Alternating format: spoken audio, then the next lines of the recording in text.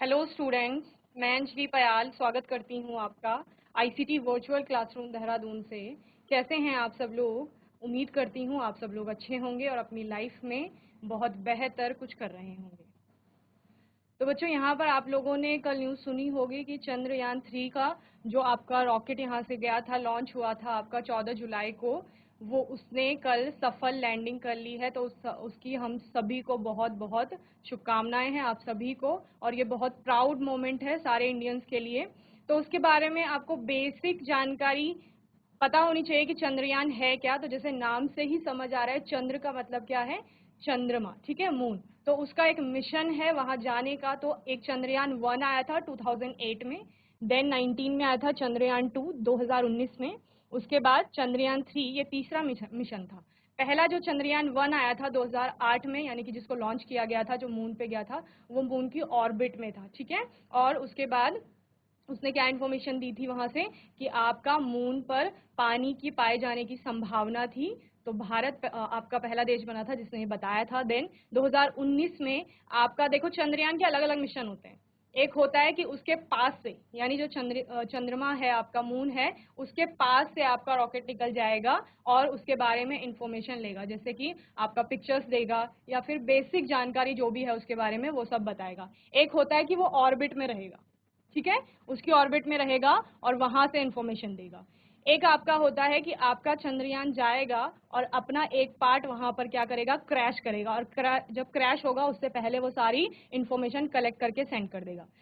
ये वाला जो मिशन था ये कैसा था, जिसमें कि उसको लैंड करना था और उसके साथ उसका रोवर भी था। लैंडर होता है एक सिंपल कि लैंड कर रहा है, लेकिन इसके साथ लैंडर प्लस रोवर है। तो रोवर क्या करेगा, वहां घूमेगा और घूम करके सरफेस की पूरी वहां पर डिटेल और इन्फॉर्मेशन देगा। तो ये था सारा। चंद्रयान 2 आपका क्या हो गया था, वो वाला मिशन फेल हो गया था जब कुछ 100 मीटर की दूरी पर आपका लैंडर था, तो उसकी वेलोसिटी जो थी वो बहुत ज्यादा थी और वो डेविएट हो गया था आपका अपने रूट से, ठीक है ना। तो वो सक्सेसफुल नहीं रहा था। तो उसी को आगे चंद्रयान 3 में आपका लाया गया है और फिर कल उसने सक्सेसफुली, लैंडर ने लैंड किया है वहां पर, जो चंद्रमा की सतह है वहां पर, ठीक है। और कौन से ध्रुव पर? दक्षिणी ध्रुव पे, यानी साउथ पोल है जो। तो साउथ पोल पे लैंड करने वाला इंडिया फर्स्ट कंट्री बनी है, और मून पर सेफ लैंडिंग और स्मूथ लैंडिंग के उसमें 4th नंबर पर इंडिया का आपका रैंक आता है, ठीक है ना। तो ये पूरा आपका बेसिक जानकारी है। मिशन कौन सा था? चंद्रयान 3 था, ठीक है। लॉन्च व्हीकल मार्क, ये इसका रॉकेट था जिसमें वो गया। देन आपका लॉन्च की डेट क्या थी? 14 जुलाई 2023। ओके, रॉकेट LVM-3 था आपका। स्थल कौन सा था? सतीश धवन अंतरिक्ष केंद्र। ओके, 4। एजेंसी कौन सी थी? इसरो। इसरो का आपका फुल फॉर्म पता है आपको, Indian space research organisation. Payload कितना था? 3,900 किलोग्राम।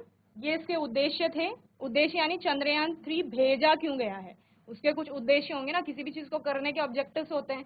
तो वही है, चंद्रमा की सतह पर सुरक्षित और नरम लैंडिंग का प्रदर्शन और घूमते हुए प्रदर्शित करना रोवर का।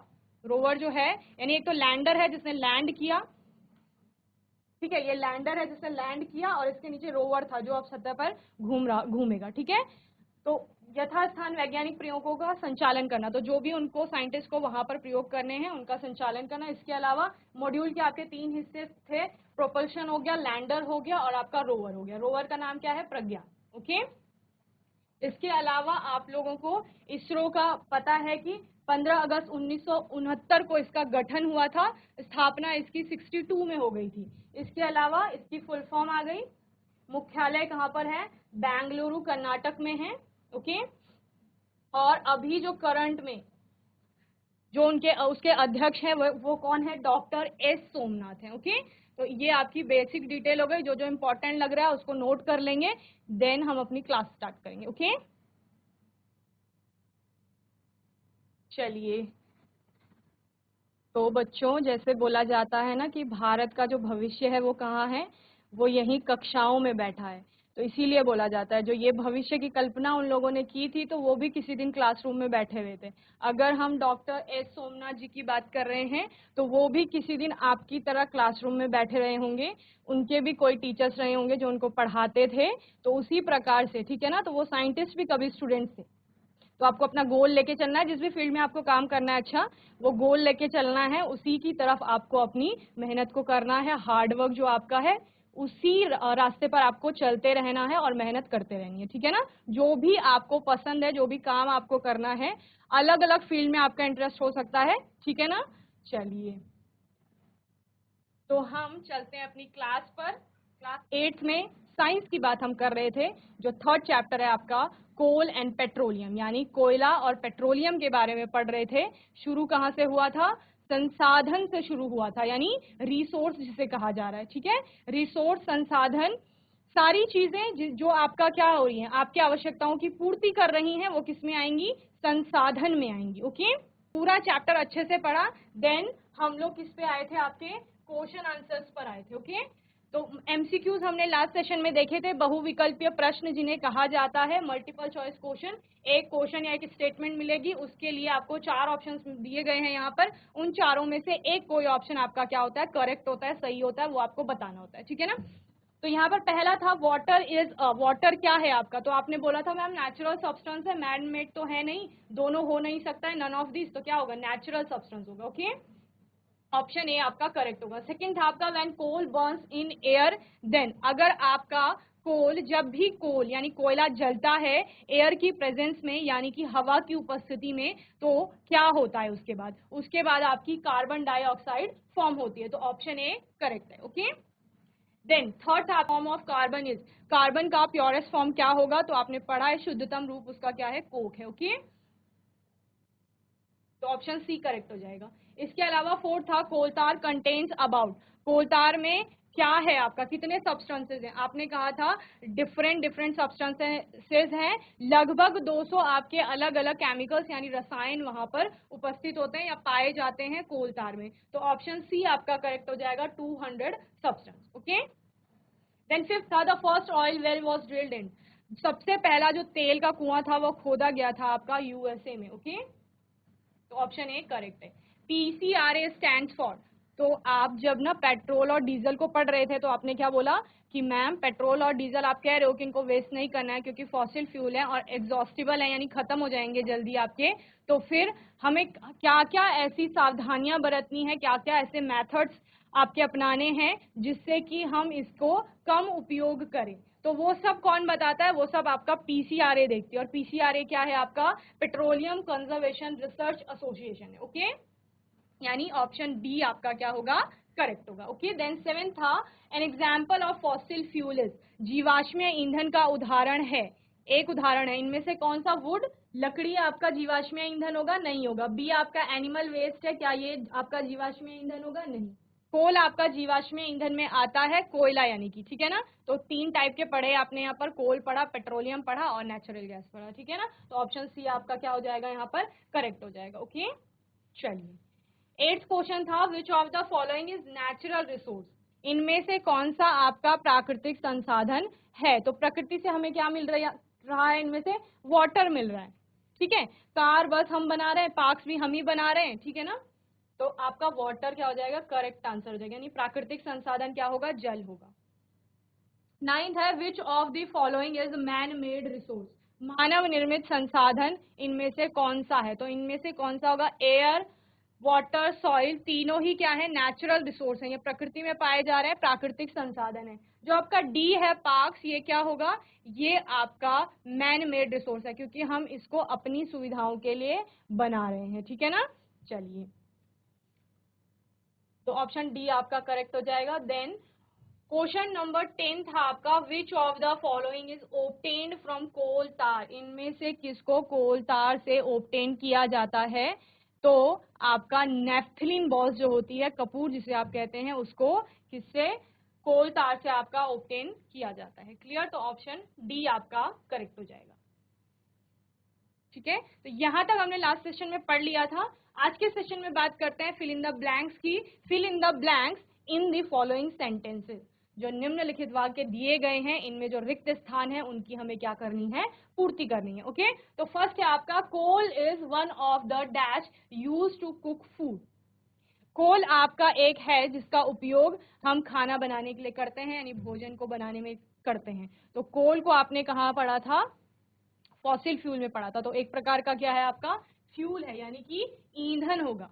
Okay, coal is one of the fuels used to cook food. चलिए जल्दी से नोट करेंगे इसे। डी है आपका when heated in air coal burns and produce mainly dash gas. तो ये आपका एमसीक्यू में भी आया है कि जब कोल को आपका एयर की प्रेजेंस में गर्म किया आपका जलाया जाता है, ठीक है, या उसको ऊष्मा मिलती है, तो वो क्या प्रोड्यूस करता है, कार्बन डाइऑक्साइड प्रोड्यूस करता है, जिसका केमिकल फॉर्मूला CO2 है। और ये फ्यूल्स में कौन से टाइप का फ्यूल है, फॉसिल फ्यूल जिसे आप कहते हैं। ओके, चलिए सी है आपका coal tar is a black thick dash with an dash smell. ठीक है, coal tar is a black thick liquid होता है। ये क्या होता है, एक द्रव होता है गाढ़ा और काले रंग का, and with an dash smell. तो इसकी एक अजीब सी गंध आती है, अनप्लीजेंट स्मेल आप बोल सकते हैं। तो ये लिक्विड हो गया, coal tar is a black thick liquid with an unpleasant smell. Okay, चलिए डी है आपका petroleum dash and dash are fossil fuel. Petroleum के अलावा आपने नेचुरल गैस और कोल के बारे में पढ़ा, जो किस कैटेगरी में आ रहे थे, आपके फॉसिल फ्यूल की कैटेगरी में आ रहे थे। So petroleum, coal and natural gas are fossil fuels. Okay, and E है forest and coal are dash natural resources. तो देखो ये प्राकृतिक संसाधन है, जंगल हो गया आपका और कोयला हो गया। लेकिन ये किस प्रकार के प्राकृतिक संसाधन है, तो आपने पढ़ा था एग्जॉस्टिबल नेचुरल रिसोर्सेज होंगे, यानी समाप्त होने वाले प्राकृतिक संसाधन। फॉरेस्ट, जंगलों को बहुत ज्यादा उनका उपयोग करेंगे, अतिदोहन जिसे कहा जाता है, काटेंगे हम लोग तो एक समय के बाद समाप्त हो जाएंगे। कोयला भी वैसे ही है, एग्जॉस्टिबल में पढ़ते हैं हम लोग, क्योंकि बनने में इसको आपका लाखों वर्ष लग रहे हैं। आपने क्या बोला था, लगभग 300 से 320 लाख साल इसको बनने में लग रहे हैं कोयले को। तो जब दोबारा कोयला बनेगा तो एक ह्यूमन एज तो इतनी नहीं है ना, 70-80 साल की ह्यूमन एज है, तो उसमें कोयला नहीं बन रहा है दोबारा से। तो आप क्या कहते हैं, ये एग्जॉस्टिबल नेचुरल रिसोर्स की कैटेगरी में आएगा, यानी जितनी मात्रा है वो एक समय के बाद समाप्त हो सकती है, तो लिमिटेड क्वांटिटी में है। तो ये दोनों ही आपके क्या होंगे, एग्जॉस्टिबल नेचुरल रिसोर्स होंगे। ओके, चलिए जल्दी से इनको नोट करेंगे, फिर आगे कुछ और फिलअप्स की बात करेंगे। चलिए आगे चलते हैं। एफ है आपका the slow process of conversion of dead vegetation into coal is called. Slow process, एक धीमी प्रक्रिया है किसकी, आपका डेड वेजिटेशन की कोल में कन्वर्जन की। यानी डेड वेजिटेशन जो थी आपकी, जो भी आपके प्लांट मैटर था या कुछ कोई किसी प्रकार के ऑर्गेनिजम्स थे जो किसी भी कारणवश मर गए और मरने के बाद उनका कोल में कन्वर्जन हुआ, तो इस पूरी प्रोसेस को क्या कहा जा रहा था। तो मैं जब आपको कोल की फॉर्मेशन पढ़ा रही थी, वहां पर मैंने आपको बताया था कि कोल को मेनली क्या कहा जाता है, कार्बन, क्योंकि मेन जो उसका कॉन्स्टिट्यूएंट आप बोल सकते हैं वो क्या है, वहां पर कार्बन है। तो क्योंकि कार्बन वहां पर बन रहा है किससे, डेड वेजिटेशन से आपका कार्बन फॉर्म हो रहा है, कार्बन यानी कोयला, तो उसको क्या कहा जाता है, आपका कार्बोनाइजेशन कहा जाता है उस प्रोसेस को। ओके, तो यहाँ पर क्या आ जाएगा, the slow process of conversion of dead vegetation into coal is called carbonization. Okay, G है आपका coal and petroleum are formed from the dead remains of organism and are known as. Coal और petroleum आपका dead remains रह जाते हैं, जो क्या कहा जा रहा था, जिनको अवशेष कहा जा रहा था, किसके, जीवों के अवशेष, मृत जीवों के जो अवशेष थे उनसे कोल और पेट्रोलियम आपका बनता है, और इसे क्या कहा जाता है, इसको आपका फॉसिल फ्यूल कहा जाता है। फॉसिल फ्यूल की कैटेगरी में आता है, यानी जीवाश्मीय ईंधन। ठीक है, जीवों के अंशों से तो बन रहा था, क्या कह रहे थे, किसी भी कारणवश पेड़ टूटकर गिर गए, गिरकर कहाँ जाएंगे, धरती पे ही तो गिरेंगे, धरती पे गिर गए, बारिश हुई, बारिश होने के बाद बहुत ज्यादा मिट्टी उनके ऊपर आ गई, बाढ़ आ गई और मिट्टी आ गई, भूकंप हो गया और नीचे दब गए अर्थ के, धीरे धीरे लेयर्स बनती जाएंगी उनके ऊपर और अपघटन शुरू हो जाएगा, डिकम्पोजिशन। धीरे धीरे, जैसे अगर किसी एनिमल की बात करो तो उसका डिकम्पोजिशन कैसे होगा, आपकी स्किन उसकी खराब होने लगेगी, डिकम्पोज होने लगेगी, उसके इंटरनल ऑर्गन डिकम्पोज होंगे, धीरे धीरे बोन्स डिकम्पोज होना स्टार्ट कर लेंगी। ठीक है, तो ये लाखों वर्षों तक चल रहा है, एक दिन में नहीं हो रहा कि आज पेड़ टूट के गिर गया उसका डिकम्पोजिशन हो गया, नहीं, लाखों वर्षों तक ये प्रक्रियाएं चलती रहती हैं और फिर उनका कोयले में, क्योंकि वहां अर्थ के नीचे बहुत ज्यादा टेम्परेचर हो जाता है, प्रेशर हो जाता है, ऑक्सीजन आपकी एब्सेंट हो जाती है, तो उसके बाद उनका फॉसिल्स में और फ्यूल में कन्वर्जन हो जाता है। इसी को आपका जीवाश्मीय ईंधन कह रहे थे। कोल आपने देखा था धरती की सतह के नीचे किस प्रकार की प्रोसेस चल रही है। पेट्रोलियम में आपने समुद्र का एग्जांपल लिया कि समुद्र के नीचे ये सारी प्रक्रियाएं चल रही हैं, जहां पर आपका रेत, क्ले वगैरह था जो आपका रॉक्स में कन्वर्ट हो गई थी, इसीलिए उनको पेट्रोलियम कहा जा रहा है। क्योंकि पेट्रोलियम में पेट्रा का मतलब किससे है, रॉक से है, और ओलियम यानी ऑयल, यानी ऐसा ऑयल जिसको रॉक्स के बीच से निकाला जा रहा है। ओके, एच आपका है the black thick liquid with dash smell is known as coal tar. Okay, तो आपका ब्लैक कलर का जो थिक लिक्विड होता है विद अनप्लीजेंट स्मेल, या बहुत अजीब प्रकार की जिसमें गंध आ रही है, उसको आपका कोल टार कहा जा रहा था, जो कोल की एक क्या है, आपका टाइप है जो लिक्विड स्टेट में आपको मिलेगा। ओके, सो अनप्लीजेंट स्मेल यहां पर आप लिख देंगे। देन आई है आपका during the processing of coal to get coke, coal tar and dash are also obtain. जब आपका प्रोसेसिंग होती है कोल की, जब कोल से आपका कोक बनाया जाता है या कोल टार बनाया जाता है, उस टाइम पे आपका जब during the processing of coal to get coke, coal से कोक बनाने की प्रक्रिया में coal tar and dash are also obtain. इसके अलावा क्या आपका बनता है, तो 3 टाइप आपने पढ़े थे। एक आपका कोक आया था जो सॉलिड स्टेट थी, कोल तार आपकी लिक्विड स्टेट थी, और कोल गैस आपकी क्या थी, गैसेस स्टेट थी। वहां पर आपने पढ़ा भी था कि कोल से आपका कोक की प्रोसेसिंग हो रही है, उस दौरान जो गैस बन रही है वही आपकी क्या है, कोल गैस है। ओके, जे है आपका the process of separating the various constituent of petroleum is known as. तो जब आपका पेट्रोलियम में आपने क्या बोला कि मैम पेट्रोलियम का मतलब सिर्फ पेट्रोल नहीं है, उसमें डीजल भी है, उसमें कैरोसिन ऑयल भी है, उसमें नेफ्था है, उसमें आपका अलग अलग प्रकार की पैराफिन वैक्सेस की बात करते हैं वो है, और भी कई सारे उसके क्या हैं, आप पेट्रोलियम गैसेस की बात करते हैं, वो सारे उसके कंपोनेंट्स हैं। और वो कंपोनेंट्स को हम क्या कर रहे थे, रिफाइनिंग कर रहे थे हम क्रूड ऑयल की, यानी जो धरती के नीचे आपने जब खुदाई की तो आपको तो सिर्फ एक कच्चा तेल मिला, उस कच्चे तेल से आपको पेट्रोल भी निकालना है, आपको डीजल भी निकालना है, आपको कैरोसिन ऑयल भी निकालना है। तो कैसे निकालेंगे, उस प्रक्रिया को पूछ रहे हैं कि उस प्रक्रिया का नाम क्या था। तो आपने रिफाइनिंग में पढ़ा कि वो प्रोसेस को फ्रैक्शनल आपका डिस्टिलेशन कहा जाता है, यानी प्रभाजी आसवन जिसको कहते हैं। ओके, तो हीट कर रहे थे, उसको ऊष्मा दे रहे थे, अलग अलग टेम्परेचर पे आपके अलग अलग कंपोनेंट्स क्या हो रहे थे, अलग हो रहे थे। ओके, चलिए तो इसको पूरा नोट कर लेंगे, देन आगे चलेंगे। ये है आपका last, excessive burning of fossil fuels is a major cause of. जब आप फॉसिल फ्यूल को बहुत अधिक जला देते हैं तो उसका मेजर कॉज क्या है, जो सबसे बड़ा उसका आपको परिणाम देखने को मिलेगा वो क्या होगा। तो जहां पर आप डिसएडवांटेजेस पढ़ रहे थे फॉसिल फ्यूल की, वहां पर एक लाइन आई थी कि अगर हम फॉसिल फ्यूल को जलाते हैं तो वो कार्बन डाइऑक्साइड गैस प्रोड्यूस करती है। वहां पर क्या होता है, ये आपकी ग्रीन हाउस गैस है, जिसका इफेक्ट आपको क्या देखने को मिलता है, ग्लोबल वार्मिंग के रूप में। ठीक है, तो excessive burning of fossil fuels is a major cause of global warming. Okay, चलिए नेक्स्ट क्वेश्चन है आपका, right true false against the following statements. तो अब आपको कुछ कथन मिलते हैं, कुछ सेंटेंस मिलेंगे, वाक्य मिलेंगे, वो वाक्य सही है या गलत है ये आपको बताना है। तो आपके ही जो टॉपिक्स पढ़े हैं उन्हीं से आपका क्या आएगा, स्टेटमेंट निकल के आएगा। तो ए है आपका, oxygen in air is an exhaustible natural resource. जो वायु में हमारी ऑक्सीजन उपस्थित है वो एक एग्जॉस्टिबल नेचुरल रिसोर्स है, यानी ऐसा नेचुरल रिसोर्स है जो एक समय के बाद समाप्त हो जाएगा। तो स्टेटमेंट आपकी कैसी है बच्चों, स्टेटमेंट आपकी फॉल्स है। ओके, देन बी है, resources which are present in unlimited quantity in nature are called exhaustible natural resource. तो दो चीजों पे ध्यान देंगे, जहां पर रिसोर्सेज एक तो संसाधन है, which are present in unlimited quantity यानी जो असीमित मात्रा में है, कहा, इन नेचर यानी प्रकृति में, आर कॉल्ड एग्जॉस्टिबल। जिनकी अनलिमिटेड क्वांटिटी थी उनको आप क्या कह रहे थे, इन एग्जॉस्टिबल कह रहे थे। असीमित मात्रा है जिसकी, वो तो क्या होगा, कभी भी समाप्त नहीं होगा, अक्षय प्राकृतिक संसाधन जिसको कहा जा रहा था।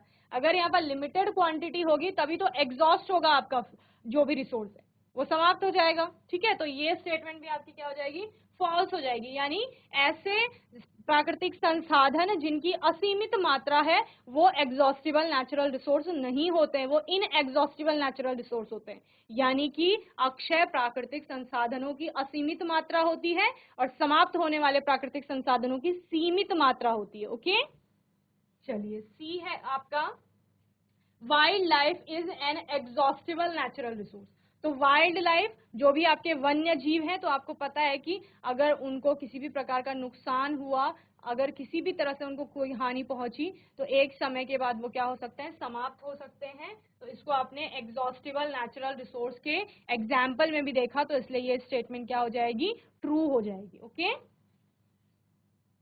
नेक्स्ट है D, under high temperature and pressure dead plants get slowly converted to coal. क्या कहा जा रहा है, under high temperature and pressure, बहुत ज्यादा तापमान और बहुत ज्यादा प्रेशर के कारण जो आपके डेड प्लांट्स होते हैं, यानी कि जो आपके मरे हुए पौधे हैं, मृत पौधे हैं, उनका कन्वर्जन किस में हो रहा है, कोल में हो रहा है। तो ये आपका ट्रू होगी ये स्टेटमेंट, ऐसा ही तो हो रहा था। ठीक है ना, पेड़ गिर गया, उसके बाद धरती की सतह के नीचे चला गया और धीरे धीरे उस वहाँ टेम्परेचर बढ़ा, हाई टेम्परेचर है, प्रेशर भी हाई है, ऑक्सीजन अब्सेंस है, ऑक्सीजन आपकी अब्सेंट है वहां पर। तो इससे क्या हुआ, जितना भी आपका वो डेड प्लांट्स वगैरह का जो भी वहां पर डेड वेजिटेशन थी, वो किस में कन्वर्ट हो गई, आपकी कोल में कन्वर्ट हो गई। ओके, नेक्स्ट है आपका E, CNG is less polluting fuel than petrol and diesel. तो आपने सीएनजी जब पढ़ रहे थे नेचुरल गैस में, कंप्रेस्ड नेचुरल गैस, तो ये आपने पढ़ा था कि वो क्या होती है, आपकी कम प्रदूषक होती है या प्रदूषण कम करती है वो। तो इसलिए ये स्टेटमेंट भी आपकी क्या हो जाएगी बच्चों, ट्रू हो जाएगी। ओके, पेट्रोल और डीजल आप बहुत ज्यादा क्या देखते हैं कि बहुत ज्यादा प्रदूषण उत्पन्न करते हैं, इसीलिए इनको थोड़ा अवॉइड भी किया जाता है। अब ज्यादातर गाड़ियां कैसी हैं, या तो इलेक्ट्रिक हैं या फिर सीएनजी से चलने वाली। ओके,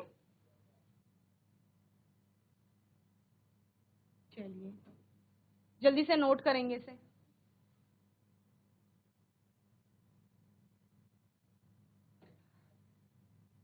तो बच्चों मैं उम्मीद करती हूँ आज का सेशन आपको अच्छे से समझ में आया होगा। आज के सेशन में हमने कुछ फिल इन द ब्लैंक्स लिए एंड ट्रू फॉल्स लिए, स्टेटमेंट देखी और वो ट्रू है या फॉल्स वो हमने जाना। चैप्टर को अच्छे से रिवाइज कर लेंगे, जितनी भी एक्सरसाइज यहाँ पर हो गई है उसकी प्रैक्टिस कर लेंगे। आने वाले सेशंस में हम कैसे आपके क्वेश्चन पूछे जाएंगे किसी आपके किसी भी टॉपिक से और आप आंसर राइटिंग किस प्रकार करते हैं वो यहाँ पर सीखेंगे। और तब तक के लिए आईसीटी वर्चुअल क्लासरूम से जुड़ने के लिए धन्यवाद।